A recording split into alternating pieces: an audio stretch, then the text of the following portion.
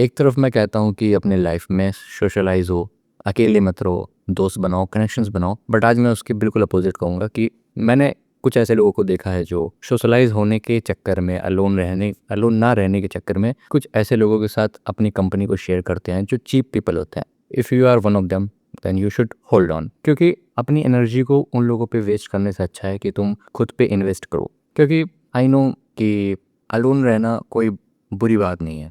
अगर तुम lonely feel करते हो तो तुम उसमें कोई बुरी बात नहीं है।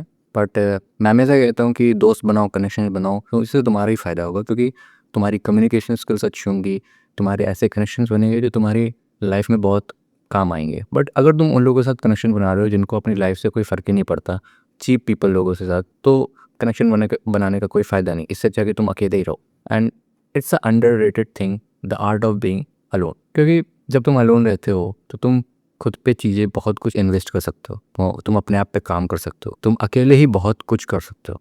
सच में तुम एक यूट्यूब चैनल बना सकते हो, उस पर वीडियो बना सकते हो, तुम अच्छे से पढ़ाई कर सकते हो, तुम्हें कोई डिस्टर्ब करने वाला नहीं होगा। तुम बहुत सारी स्किल्स सीख सकते हो और उस पर काम कर सकते हो, उसको प्रैक्टिस कर सकते हो। तुम्हारे पास काफ़ी टाइम होगा। और क्योंकि अगर तुम अकेले रहो तो लोग सोचेंगे ये तो बर्बाद आदमी है, इसको क्या ही फ़र्क पड़ता होगा, ये तो मस्त घर में बैठ के मूवीज़ देखता होगा या फिर कुछ और करता होगा, सोता रहता होगा या कुछ गंदी हैबिट्स में लगा होगा। बट एक्चुअली में क्या होगा कि तुम अपने आप पे काम कर रहे होगे। तो एक फ़ायदा ये है अलोन रहने। बट वहीं पे एक चीज़ और बोलूँगा कि loneliness can make you great person और कैन डिस्ट्रॉय यू। क्योंकि वहीं पे अगर तुम अकेलेपन में आकर अपने टाइम को वैल्यू ना मान के तुम उसको बस बर्बाद किए जा रहे हो, तो कोई फ़ायदा नहीं है। लेकिन मैं यहाँ पे मेन बात यही कर रहा हूँ कि चीप पीपल से दूर रहना है। सोशलाइज़ करो, कनेक्शन बनाओ, दोस्त बनाओ।